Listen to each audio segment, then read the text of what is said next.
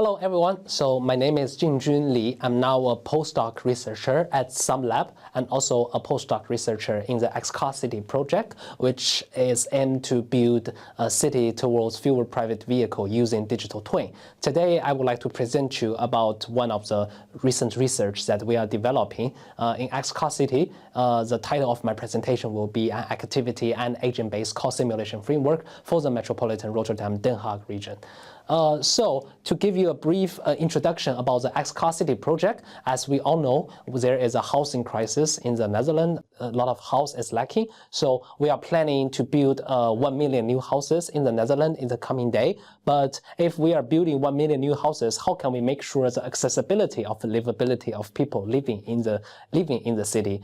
Because the road transport system in the Netherlands has nearly reached the limits of the usage of space and also the externality. So in XCarCity project, we would like to study, can we imagine a city without private vehicle or with fewer private vehicle? It is funded by the Dutch Research Council. So the motivation of our research, we are using one of the software that we are using is called MatSim, which is one of the most popular agent-based simulation toolkit on the mesoscopic level. It has strong community support and it can do several functionality for transport simulation, including dynamic demand responsive transit, road pricing, emission, noise, and freight simulation.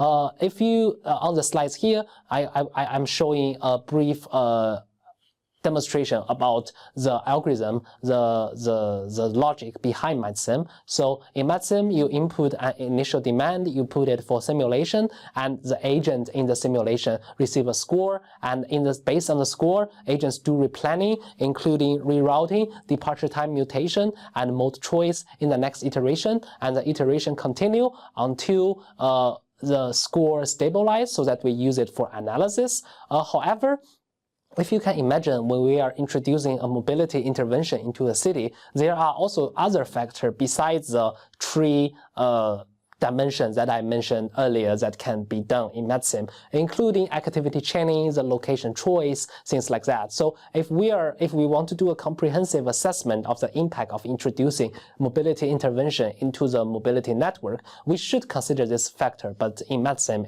we can't do it right now. So on the slides here, I show if we want to have an ideal or more comprehensive transport simulation, we should have demand and supply. And on the supply side, we can have MatSim, which is quite strong. We can do very strong mesoscopic traffic assignment. And but for the travel demand that I mentioned earlier, although there are contrips available in MatSim, but it's relatively hard to use and will increase the computational time of MatSim. So that let me introduce another concept of the simulation we call it's called activity-based model. Basically, in the activity-based model, the output of the model is to tell you the synthetic travel demand of individual within the study area that we are investigating, including what these people are doing throughout the day, where they are conducting their activity, when they are doing each activity, how long does it take for each activity, and what are the transport mode in between their activity. And within the activity-based simulation community, there is a software called ActivitySim. It is one of the most popular open-source activity-based mobility simulation platform. It is also open source, and MatSim is open source. It's led by a consortium in the United States. It's written in Python, or Python entirely open source, and it already has several real-world implementation. So let me introduce research that is done by other colleague in his PhD. He combined different data and produced a scenario, activity-sim scenario for the Metropolitan Rotterdam and Den Haag region, which contain 2.5 million population that is projected in 2030. And then he divided the area into 7,000 zones and considers the land use pattern. So, however, one drawback of ActivitySim is that the ActivitySim analysis is based on the zone level traffic dynamic calculation, so that we cannot know detailed traffic assignment that is happening within the region. So if we go back to this an ideal transport simulation, say we now have MATSIM for the traffic assignment, activity sim for the traffic demand, and if we combine them for a call simulation framework, we can capture the interaction between individual activity scheduling and detailed traffic dynamic. So on the slides here, we show a brief framework demonstration or overview about the framework. We have activity sim calculation. We insert it into MATSIM, and MATSIM outcome again feedback into activity sim for a call simulation model on the both activity base level and agent base level. So we